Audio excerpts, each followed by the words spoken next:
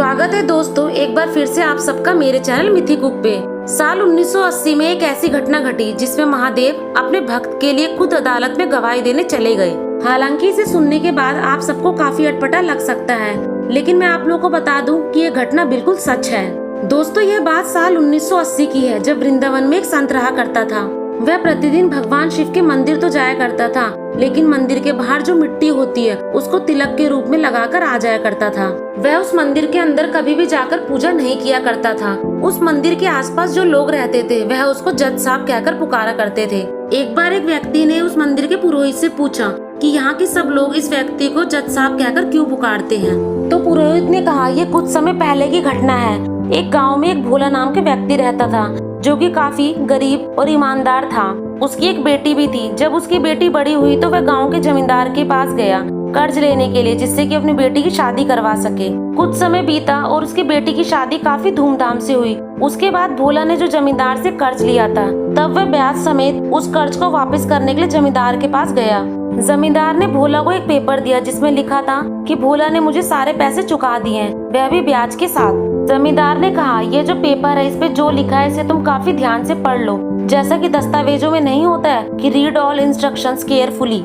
ऐसी जमींदार ने कहा कि इस कागज पर जो भी टर्म्स एंड कंडीशंस लिखी हैं और जो भी इंस्ट्रक्शंस लिखे हैं उसको तुम काफी केयरफुली और अच्छी तरीके से पढ़ लो। तब जमींदार ने कहा कि जो भी हो वह सब मेरे भोलेनाथ जाने। भोला इतना भोला था कि जब उसने कहा कि ये सब तो मैं अपने भोलेनाथ पे छोड़ रहा हूँ, तब जमींदार को काफी लालच आ गया और जमींदार ने उस पेपर को बदल दिया। क्योंकि जमींदार उन पेपर को बदल चुका था, इसलिए कुछ समय बाद उसने अदालत में जाकर भोले पर केस करा दिया कि भोला ने कर्ज में लिए हुए मेरे पैसे अब तक वापस नहीं किए गए हैं। उस अदालत में भोला से काफी सारे क्वेश्चंस पूछे गए और भोला ने जज को वह पेपर दिखाया जिसमें साफ साफ लिखा था कि भोला ने कर्ज में लिए हुए एक भी पैसे वापस नहीं किया है। जब भोला को ये बात पता चली तो उसने कहा, मैंने तो सारे पैसे लौटा दिए हैं। तब जज ने पूछा कि जब तुमने जमींदार के पैसे लौटाए तब तुम्हारे आसपास कौन था। तब भोला ने कहा कि मेरे आसपास उस समय तो कोई नहीं था, लेकिन मेरे भोलेनाथ मेरे पास में ही थे। तब अदालत ने भोलेनाथ को गवाही के लिए चिट्ठी भिजवा दी।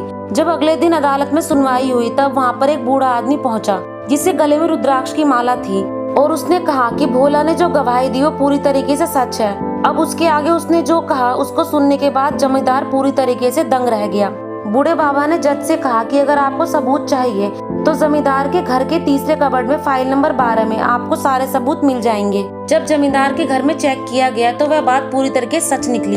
ये बात काफी लोगों को हैरान कर देने वाली थी, यहाँ तक कि भोला भी नहीं समझ पा रहा था कि आखिर ये बात कैसे संभव है। जब जज ने भोला से पूछा कि वे बूढ़े बाबा कौन थे, तब भोला ने कहा कि वह और कोई नहीं मेरे भोलेनाथ थे।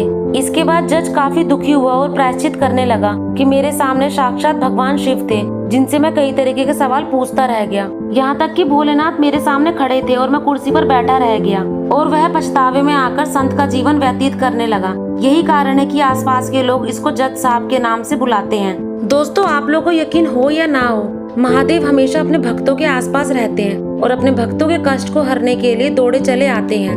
और साथ ही साथ दोस्तों, हमारे चैनल का रीच अभी बहुत कम है क्योंकि हम भगवान और सनातन धर्म पे वीडियोस बनाते हैं, जिसके कारण काफी लोग इसको रिपोर्ट कर रहे हैं। दोस्तों, अगर आप फिर से मेरे चैनल को सरवाइव कराना चाहते हैं तो इस वीडियो को अधिक से अधिक शेयर करें और वीडियो पसंद आई है तो मेरे चैनल को सब्सक्राइब भी कर दें।